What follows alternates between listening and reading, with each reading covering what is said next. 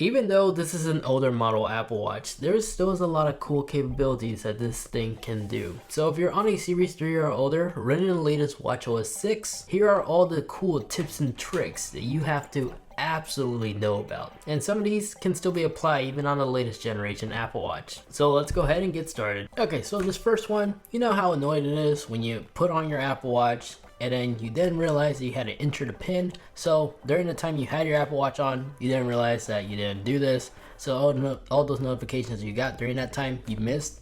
Well, there's a way you can bypass this. If you launch the Apple Watch app and you go down to passcode, it's gonna prompt you to enter your passcode on your Apple Watch first to unlock this. Once you do that, go ahead and enable Unlock with iPhone. When this is enabled, as soon as you put on your Apple Watch and you unlock your iPhone like you normally would, instead of being required to enter the PIN code on your Apple Watch, you could also just unlock your iPhone. And as soon as it's unlocked, your Apple Watch is now unlocked. So you will get your notification as soon as you unlock your phone. Now for the second one is how to transfer the phone call from your phone back to your wrists.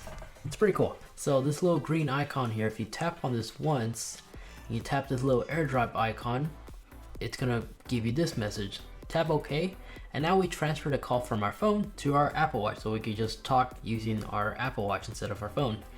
And if you click on this little corner once more, you have access to the keypad, or you can actually transfer the call from your wrist to a previously paired Bluetooth headset, so like your AirPods. But if you want to transfer the call back on your phone, simply tap on the little call corner right here, the little green icon, tap on the speaker, select the phone, and now it's back to your device. You can also switch it to your MacBook Pro if it's nearby. The beauty of the Apple ecosystem. Now, if there's a certain app that's acting funny, it's not responding, if you press and hold the power button, and then when you get this screen, press and hold the digital crown, it'll force shut the app. Now, if you're using a late model Apple Watch with multiple lenses like this iPhone 11 Pro with the ultra wide, if you actually launch the camera app on your smartwatch, it will not only launch the camera app, but you can also see the viewfinder right there on your wrist. But if you use the digital crown and you go back to zoom out, it'll actually switch between the ultra wide, the standard lens to the ultra wide, and you can switch to the telephoto as well, depending on your phone. Here you just saw that there's also a 3-second timer, and if you 3D press, you have access to a bunch of different options as well, so you can enable or disable flash, or if you hold down the shutter button, it'll actually do a burst shot as well. If you want to shoot video, you have to manually go on the iPhone app and switch to the video, but other than that, you have the ability to switch the cameras as well from this screen. And if you want to preview the shots, you can always view it right here, just like a smartphone, and use the digital crown to zoom in and zoom out.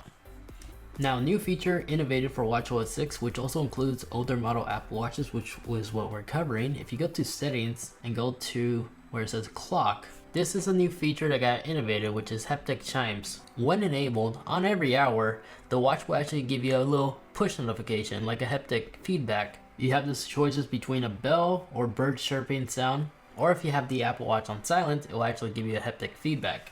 And here you can not only just do that, if you go up, you can actually offset the clock. So let's say, for example, you want to be 5 minutes ahead of time, you can adjust it right there without adjusting the time on your iPhone.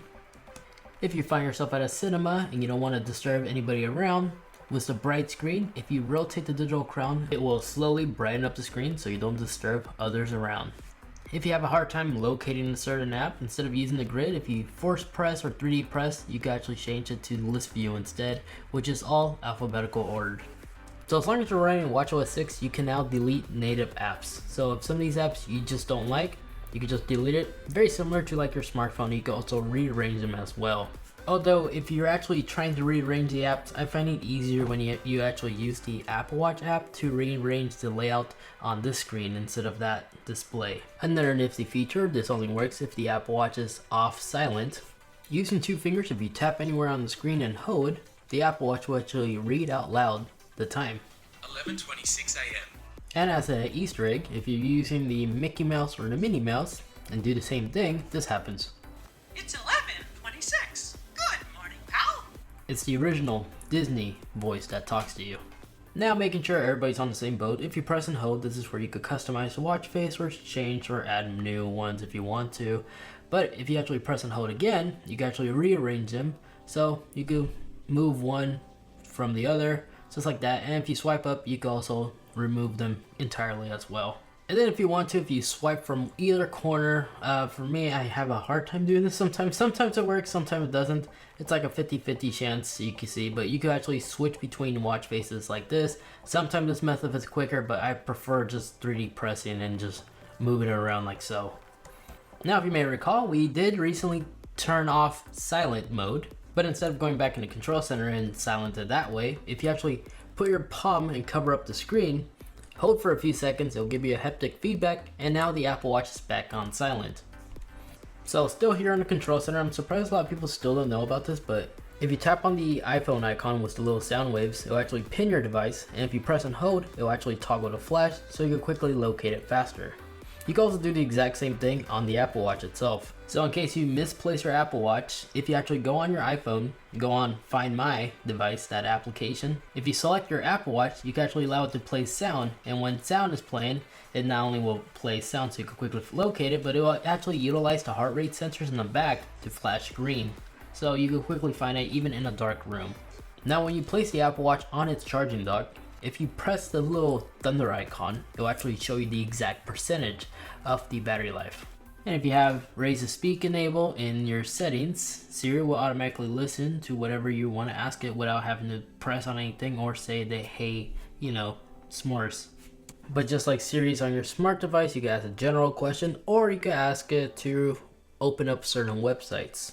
This works on the Siri stream. If you're wondering how you can use this to open up Instagram or Facebook, you can go ahead and click on that video right there on the little corners. I pretty much do a full tutorial on how you can actually browse social media on your Apple Watch. So when it comes to messages, we should know we can use dictation. We can also use scribbles if you want. But did you know if you're using scribbles, if you have a long word that you're trying to spell out, if you actually rotate the crown wheel, you can actually find that word quicker, so you don't have to write down the rest. You could also press and hold and then use the digital crown that way as well, in case you have to go back if you notice a misspelled word. And of course below that you have your quick replies, which you could actually edit or add more using the Apple Watch app. 3D pressing also gives you access to new tools like share location or change the language. Now pressing both the crown wheel and the power button at the same time will trigger a screenshot, which you could actually go ahead and view on your smartphone. But if you actually get annoyed by accidentally taking screenshots, to disable this, just go into your settings, go into general, scroll down until you see screenshots, and right here is where you could disable or enable this. Now when using the workout app with your Apple Watch, if you actually start a workout, the number countdown, if you actually tap on the screen, it'll bypass that and immediately start tracking. And if you need to manually pause, you could just press the crown wheel and the power button at the same time, it will resume back or pause. And if the screenshot gets annoying, well, I already showed you how to disable that. Now, if you double tap, you can actually make certain segments of certain time lapse. So if you're running by double tapping on the screen, this will do that. And of course, if you swipe to the right, this will bring out the music control and go all the way to the other side. That's basically where you end your workout. Now here, these AirDrop icon, you can actually change the audio source if you want to connect to headphones. You can also do the exact same thing in your control center. So you can select like your AirPods or other Bluetooth headphones that you have paired to your Apple Watch. Now on the calculator app, this is new for watchOS 6. You now have a dedicated calculator app. By 3D pressing, you could also switch from different percentage. If you want the regular percentage like a calculator, or percentage like for tips, you can actually have the little dedicated tip icon right here where you can actually like calculate the tips by the total. And you can also divide it by the people, the party, I guess. And it'll tell you how much each has to pay down there. And of course you go back, 3D press, and just tap on percentage. Now when you're playing media or listening to audio, you know how when you're on your Apple Watch, it'll actually take you to the media controls instead. For me, this is annoying because all I really want to do is check the date or the time or the weather outside. So the way to disable is just go into your settings, go into the general tab, and where you see wake up screen, or wake screen I should say, go down and where you see the auto launch audio app, disable this, and now whenever you're playing media on your smartphone, it no longer does that. It actually shows you the watch face, and you want your media controls to simply tap the top, and there you go. Now if you have AirPods nearby and you have your Apple Watch on, if you actually go into the battery life tab, here not only is where you can actually quickly enable power reserve, but we'll also show you the stats of your AirPods. Alright, so as I'm being bombarded with notifications, you might have noticed, if you swipe to the left, you could actually, if you tap on these three dots, you could set them, these group notifications, to be delivered silently, or quietly I should say. When you do this, now your notifications will still go through your Apple Watch, but it's not gonna send a push notification to your wrist. What will happen is, now when that notification comes back, there's gonna be a red dot on our watch. And if you want to reverse the process, you just simply reverse the entire thing we just did. So hit those three dots and allow it to send a notification now. And lastly, although this is an older Apple Watch, it doesn't have the fall detection or any of that, but you can still get a hold of emergency dispatchers by simply holding down the power button for the SOS. It will start this timer and will actually get a hold of emergency dispatchers to your location.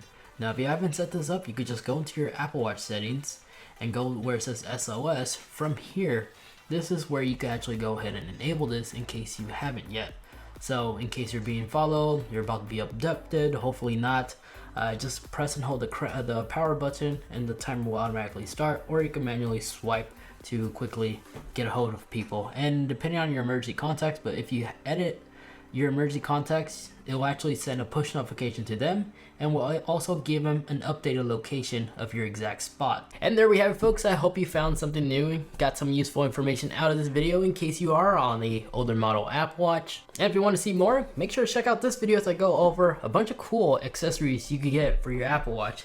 And in this video is a bunch of WTF accessories that I had no idea that existed. So if you want to find out some silly accessories you may be interested in, check out that video and be amazed on what's available. Anyway, folks, that is it. Thank you so much for watching. Take care, and I'll catch you all in the next one. See ya.